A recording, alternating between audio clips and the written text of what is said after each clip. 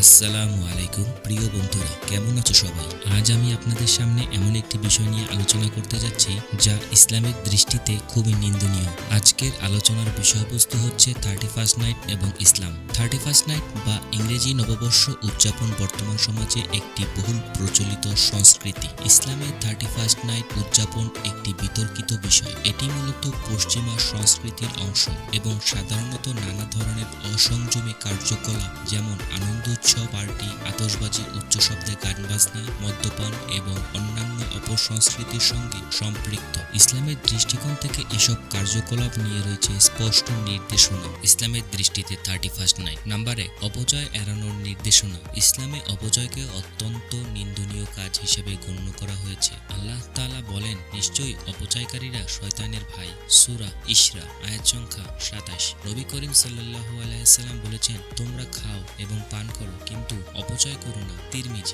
31st night উদযাপনের নামে অতিরিক্ত খরচ এবং বিলাসিতাকে ইসলাম সমর্থন করে না। এটি অপচয় ও অহেতুক সময় নষ্ট করার অন্তর্ভুক্ত। নাম্বার 2, অনৈতিক কার্যকলাপ পরিহার। 31st নাইটে অনেক কার্যকলাপ ইসলামের নৈতিক মানদণ্ডের সঙ্গে সাংঘর্ষিক। উদাহরণস্বরূপ মদ্যপান, নাচগান এবং অনৈতিক আচরণ যা স্পষ্টভাবে হারাম। নাম্বার 3, অনুকরণ ও সাদৃশ্য। নবী করিম সাল্লাল্লাহু আলাইহি ওয়াসাল্লাম বলেছেন, যে ব্যক্তি যে জাতির অনুকরণ করে সে তাদের অন্তর্ভুক্ত। আবু দাউদ 4031। তাই অন্য ধর্ম বা সংস্কৃতির এমন কোনো উৎসব বা আচরণ অনুসরণ করা উচিত নয় যা ইসলামের মৌলিক মূল্যবোধের বিরোধী। নাম্বার 4, সময় ব্যবহারে সচেতনতা। ইসলাম সময়কে অত্যন্ত মূল্যবান মনে করে। নবী করিম সাল্লাল্লাহু আলাইহি ওয়াসাল্লাম বলেছেন, দুটি নিয়ামত রয়েছে যা সম্পর্কে অধিকাংশ মানুষই উদাসীন হয়ে থাকে এবং তার মধ্যে একটি হচ্ছে স্বাস্থ্য এবং অপরটি হচ্ছে অবসর। বুখারী 6412। 31st নাইটের নামে সময় অপচয় না করে এটিকে আত্ম-উন্নয়নে ব্যবহার করাই উত্তম। নাম্বার 5, সামাজিক ক্ষতি। 31st নাইটের উদযাপনকে ঘিরে সামাজিক ও ব্যক্তিগত ক্ষতির বিষয়টি নিয়ে আমরা অনেকেই ভাবি না, কিন্তু এটা চিন্তার বিষয় যে আপনি যেখানে থাকেন না কেন, হয়তো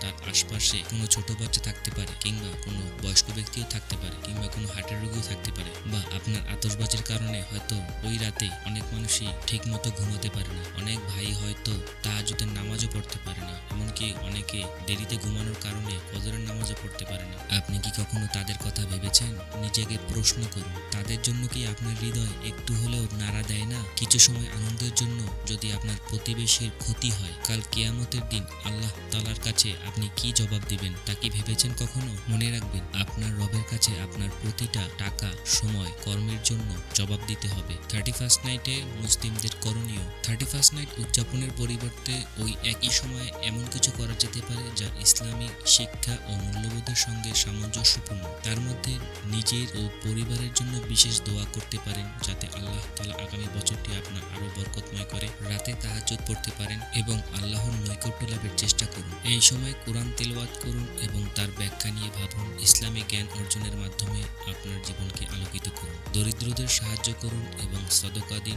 যা আপনার পরকালীন সঞ্চয় হবে। পরিশেষে এই বলা যায় যে ইসলাম আমাদের জীবনের প্রতিটি ক্ষেত্রেই সংযম এবং পরিমিতি বোধ শেখায়। 31st নাইট উদযাপন করার নামে যে অপচয়, অনৈতিকতা এবং সময়ের অপব্যবহার কেবল আমাদের পার্থিব জীবনেই নয়, আখিরাতেও এর প্রতিফলনের নেতিবাচক প্রভাব ফেলতে পারে। আমরা যদি এই সময় ইবাদত, আত্ম-উন্নয়ন এবং আল্লাহর নৈকট্য লাভের জন্য কাজে লাগাই, তবে এটি হবে আমাদের জীবনের জন্য একটি নতুন সূচনা। একটি নতুন বছর মানে নতুন সুযোগ, পাপ থেকে ফিরে আসা, উত্তম কাজের প্রতিজ্ঞা করা এবং আল্লাহর পথে চলার অঙ্গীকার। আসুন আমরা নিজেদের মূল্যবান সময় ও সম্পদকে সঠিকভাবে কাজে লাগাই, অপসংস্কৃতির পরিহার করে ইসলামের আদর্শকে ধারণ করি এবং একটি শান্তিপূর্ণ ও নৈতিক জীবন গড়ে তুলি। আল্লাহ আমাদের সবাইকে সঠিক পথে চলার মতো তৌফিক দান করুন এবং আমাদের জীবনকে বরকতময় করুন। আমিন। এই ভিডিওটি যদি আপনার ভালো লেগে থাকে, সাবস্ক্রাইব করে আমাদের পাশেই থাকবেন।